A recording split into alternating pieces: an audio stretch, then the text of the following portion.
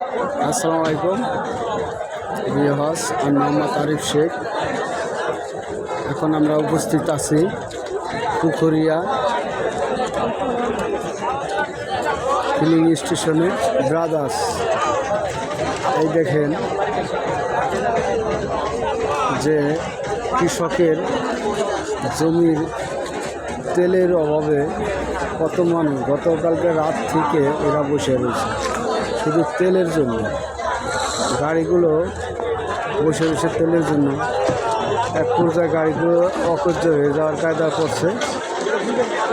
তবে উপর মহোদয়ের কাছে অবশ্য অনুরোধ যে দ্রুত এইসব সমাধান করার আহ্বান জানাচ্ছি।